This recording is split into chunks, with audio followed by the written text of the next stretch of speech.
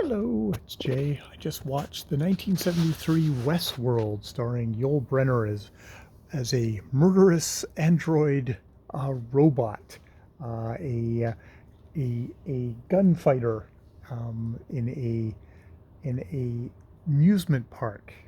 It's called Delos, but it's divided into various worlds. One of which is Westworld, which is a supposedly accurate representation of the Wild West, though obviously is a more of the fantasy of a Western, whereas you also have the fantasy of a decadent Rome and a fantasy of not decadent, a fantasy of medieval world with, could be with Errol Flynn and Basil Rathbone as the evil dastardly Black Knight or something like that. Um, they do a good job of kind of showing that just general, it's all the people's wish fulfillment of sex and violence. Um, Sort of, I guess, in a way, implicating us, the viewers, in the why do we watch entertainments? Because we like sex, because we like violence, we like vicarious stuff where there's no consequences for. But of course, uh, things go wrong, the robots go wrong, and suddenly there are consequences, and everybody is getting murdered. It's definitely got the pacing of a movie made in 1973. Things are going slow, the editing, the scene length, and just how long it takes for everybody to go wrong. And then suddenly everybody goes wrong at the very end, and people get suddenly murdered, and then it's over. It's very suddenly. But definitely a movie where you watch this and you watch Yul Brynner pursuing Richard Benjamin, and you think, this is this is the origins of probably both the Predator and the Terminator. Predator in they have kind of a digital effect of how Yul Brynner android sees the world. It's all kind of very digitalized, and he does heat-seeking things, which sounds is like the Predator, but very much like Arnold Schwarzenegger's The Terminator, relentlessly pursuing for a kind of rather short amount of the film.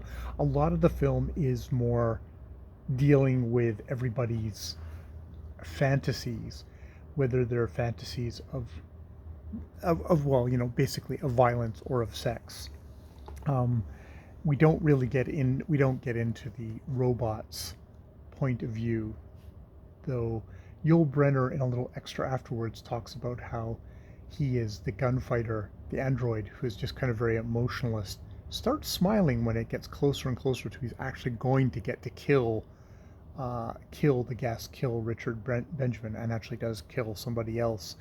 Um, becomes more human at that point, which is an interesting thing. If the robot becomes more human, the closer it comes to being murderous, which is a little bit of a comment on on human nature right there. Of like, what is it to be human?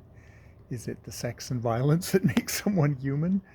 Um, you know, uh, it's definitely something that seems to be looking at the dissatisfaction of especially males in this society. There's implications of female desires in here. They do an interview at the beginning where they ask a woman about what did you like about Roman World, and she smiles brightly and says the men, and you get the sense of like, oh, this is a lady who was rather busy while she was in Rome, um, getting to indulge her desires. But a lot of the movie is about, you know, these guys who are get to be real men, I guess, in that kind of the cliched fantasy version of being a rough and tough desperado in the West, or being a knight, another fellow being a knight, getting to indulge, you know, seducing, serving girls or queens and stuff like that.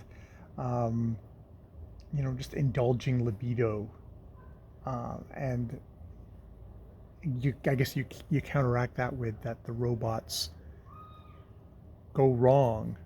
Um, and do they go wrong because inevitably just indulging entirely in our human desires sets things up to go wrong? That can't, it's, there's a moral compass there that it can't be allowed, or is it just a way of balancing the scales to make it acceptable? Because if you just had a whole movie of people screwing and murdering, that wouldn't be acceptable for a Hollywood movie. You got to have the morality of it. You got to have the no, that's wrong. That the machines will